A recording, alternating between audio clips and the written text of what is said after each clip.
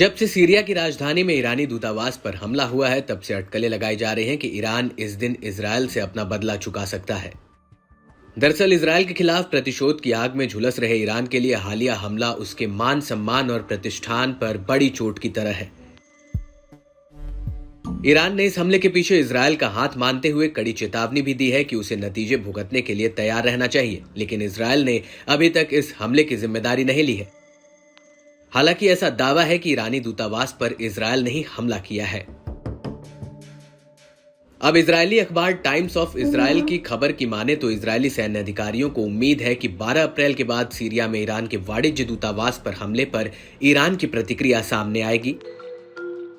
माना जा रहा है कि ईरान रमजान के पवित्र महीने के चलते फिलहाल शांत बैठा है, मगर इजरायली सेना इस बात से अच्छी तरह वाकिफ है कि ईरान की ओर जवाबी कार्रवाई जल्द ही आ सकती है।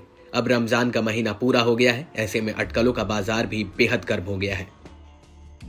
बताया जा रहा है कि इजरायल ने ईरान के संभावित हमले की तैयारी भी शुरू कर दी है।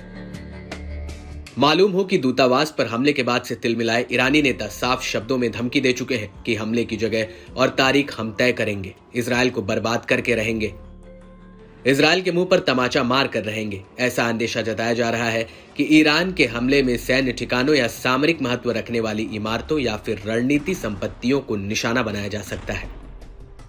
हालांकि इस बात से इनकार नहीं किया जा सकता कि ईरान नागरिक स्थलों को भी निशाना बनाकर इजरायल पर भयंकर दबाव बना सकता है। द टाइम्स ऑफ इजराइल की रिपोर्ट की माने तो इजरायली खेमा ईरान की ओर से संचालित प्रॉक्सी वॉर के लिए मुस्तैदी से तैयार बनाया जा रहा है।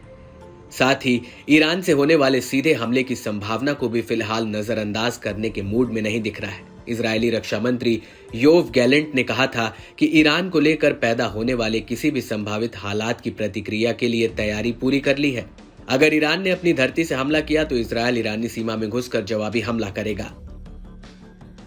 गौरतलब है कि इजरायल की यह प्रतिक्रिया ईरान के सर्वोच्च नेता अयातुल्ला अली खामनेई के हालिया चेतावनी के बाद आई है, जिसमें उन्होंने कहा था कि सीरिया की राजधानी में ईरानी दूतावास की इमारत पर कथित रूप से हमला करके इजरायल को दंडित किया जाएगा। दूतावास पर बमबारी करके इजरायल ने हमारे इलाके पर हमला किया है। इसके अलावा इजरायली रक्षा मंत्री ने बताया कि इस युद्ध में हम पर एक से अधिक मोर्चों से अलग अलग दिशाओं से हमला किया जा रहा है। कोई भी दुश्मन जो हम पर हमला करने की कोशिश करेगा, उसका सबसे पहले मजबूती से बचाव किया जाएगा।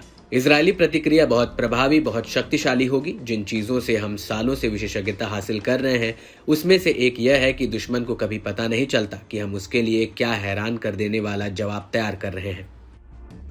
इजरायल रक्षा बलों के प्रवक्ता रियर एडमिरल डैनियल हगारी ने सीएनएन को बताया कि इजरायली सेना के आंकड़ों की माने तो हमले में ईरान के वाणिज्य दूतावास को नहीं बल्कि एक IRGC सैन्य सुविधा को निशाना बनाया था, जिसके बारे में इजरायल का दावा था कि यह केवल एक नागरिक इमारत के रूप में छिपा हुआ था। ऐसे में कहा जा सकता है कि आने वाला वक्त मिडिल ईस्ट के भविष्य की तस्वीर तय करेगा।